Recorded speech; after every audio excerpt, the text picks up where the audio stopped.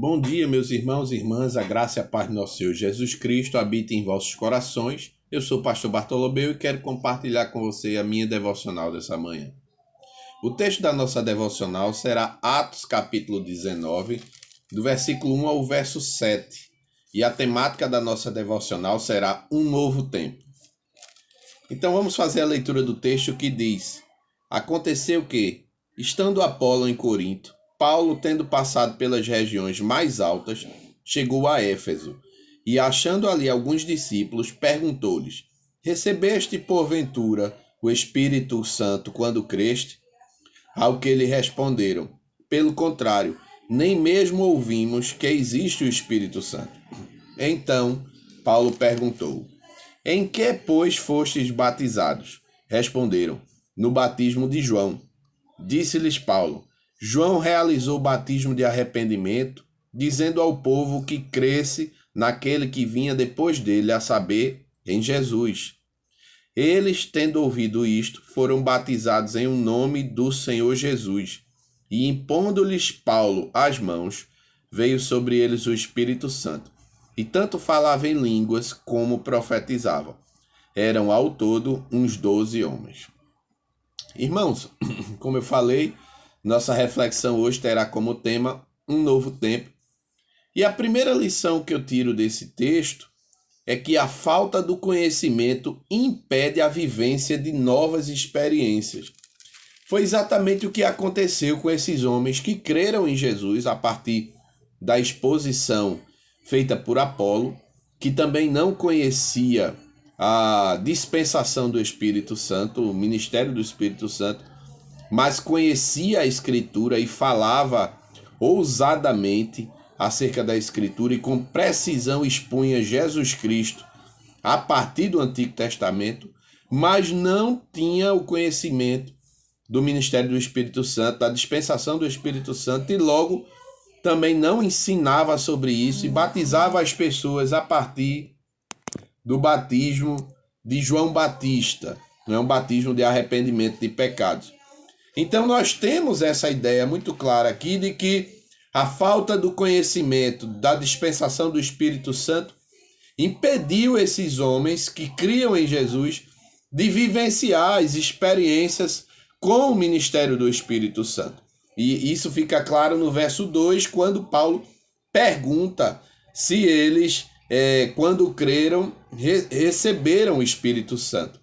E eles não sabiam informar, ou melhor, sabiam informar que nem sequer ouviram acerca da dispensação do Espírito Santo. Então a falta do conhecimento impede a vivência de novas experiências. A segunda lição que eu tiro aqui desse texto é que sem o conhecimento a fé pode ser rudimentar. É o que nós vemos no verso 3. Quando Paulo pergunta: Em que, pois, foste batizados? Responderam: No batismo de João.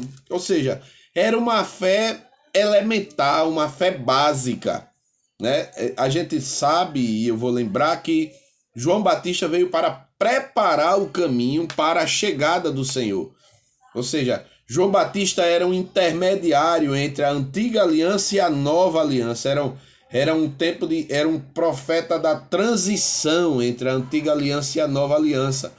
Então era uma pregação ainda rudimentar, elementar, básica, inicial, né? Então a falta do conhecimento da dispensação do Espírito Santo fez com que a fé desses homens fosse uma fé também em face do seu sustento, da sua sustentabilidade, do seu alicerce, que era rudimentar, uma fé também rudimentar, por exemplo, desprovida das experiências espirituais ou sobrenaturais com o Espírito Santo. Então, sem o conhecimento, a nossa fé fica básica, fica rudimentar. Uma terceira lição que eu tiro desse texto é que o conhecimento adequado conduz a um novo tempo. Verso 4 e 5. Disse-lhe Paulo: João realizou o batismo de arrependimento, dizendo ao povo que cresce naquele que vinha depois dele, a saber, em Jesus. Eles, tendo ouvido isto, foram batizados em nome do Senhor Jesus. Então veja, Paulo mostrou àqueles homens que havia um conhecimento mais elevado ou um conhecimento mais aprofundado que conduziria eles a uma vida nova, a uma vida mais planificada em Cristo, a uma vida marcada pela operação do Espírito Santo. Então, esse conhecimento geraria um novo tempo para eles. Uma vida, um tempo de novidades, né? Um tempo de descobertas, um tempo de mergulhar na vivência, na experiência com Deus. Então, o conhecimento adequado faz isso. O conhecimento, ele progride a nossa fé. Ele desenvolve a nossa fé. E a quarta e última lição dessa manhã é que o novo tempo é marcado pela ação de Deus. Versículo 6. E impondo-lhes Paulo as mãos, veio sobre eles o Espírito Santo, e tanto falavam em línguas como profetizavam. Vejam que ao receberem esse novo conhecimento e serem batizados agora no Espírito Santo pela imposição das mãos do apóstolo Paulo, automaticamente eles passaram a manifestar evidências da ação de Deus. Passaram a falar em línguas e a profetizar, ou seja, imediatamente ao receberem o conhecimento e ao, digamos assim, aderirem ao conhecimento, seria a ideia do batismo, da imposição de mão do apóstolo Paulo, no mesmo instante, a dispensação do Espírito começa a evidenciar a sua presença sobre aqueles homens. Então, o novo tempo começou e começou com marcas da presença de Deus. E é essa lição que eu tiro aqui. Então, com base nessas 4 lições, eu tiro 4 aplicações sobre a ideia de um novo tempo. Primeira aplicação é que, na busca pelo novo tempo, nós nunca devemos estagnar no conhecimento bíblico. Nós nunca devemos achar que já conhecemos o suficiente. Nós nunca devemos achar que já exaurimos, que já abarcamos todo o conhecimento disponível na Escritura. Não! Jamais alcançaremos isso. Isso é uma linha inalcançável. Sempre que estudarmos a Escritura, teremos condições de conhecer um pouco mais. Então, para que nós estejamos sempre em novidade de vida, em novo tempo, em novas experiências, é necessário que a gente também se predisponha a estar sempre buscando o conhecimento da palavra de Deus. A segunda aplicação que eu tiro é que devemos estar abertos ao conhecimento desde que este seja comprovadamente bíblico. Também não é estar aberto a qualquer tipo de conhecimento, a qualquer tipo de mensagem, a qualquer tipo de discurso. É estar aberto a um conhecimento que notoriamente é bíblico. Ou seja, que de partida já demonstre a sua fundamentação bíblica e a sua contextualização bíblica, né? Então, a gente também precisa ter cuidado com qualquer vento de doutrina, para que não sejamos enredados e seduzidos pelo engano das heresias, pelo engano da mentira, não é? Mas devemos sim estar abertos, desde que esse conhecimento seja fundamentado na Escritura. Terceira lição, aplicação: nossa vida sofrerá mudanças em decorrência do conhecimento.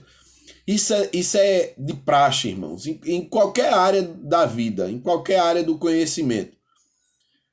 Quando você adquire um conhecimento que antes não havia, sua vida começa a ser moldada por esse conhecimento.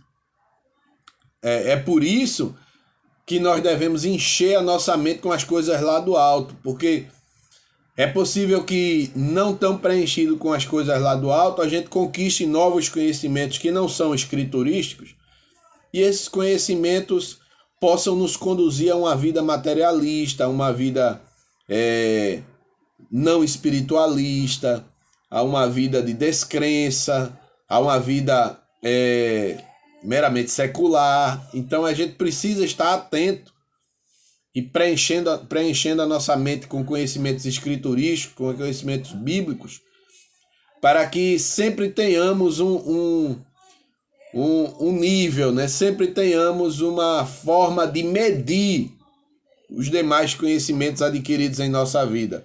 Mas, voltando ao contexto, quanto mais conhecimento da Bíblia nós obtivermos, mais a nossa vida sofrerá mudanças em face desse conhecimento. E a quarta e última aplicação, as mudanças devem ser acompanhadas pelas evidências de Deus. Ou seja, tanto o conhecimento tem que ser bíblico, como a mudança da nossa vida também tem que ser bíblica. Se o conhecimento que estamos adquirindo nos conduzir a uma mudança de vida que não é bíblica, então é porque esse conhecimento também não é bíblico. Então, devemos conhecer, buscar o conhecimento. Esse conhecimento deve ser bíblico e esse conhecimento inevitavelmente vai gerar consequências em nossa vida, transformação em nossa vida, e essas transformações têm que ser marcadas pelas evidências de Deus. Ou seja, pelas evidências de que Deus está operando em nós. Deus está transformando nosso pensar, nosso agir, nossa conduta, e que isso é tão real que é perceptível. As marcas de Deus estão impregnadas em nossa vida. Então, que Deus te abençoe, que você possa buscar em Deus um novo tempo, um tempo de dedicação à palavra de Deus, um tempo de dedicação à oração, um tempo de dedicação ao serviço, um tempo de dedicação ao reino de Deus, né? E que a sua vida possa honrar e glorificar o nome dele, tá bom?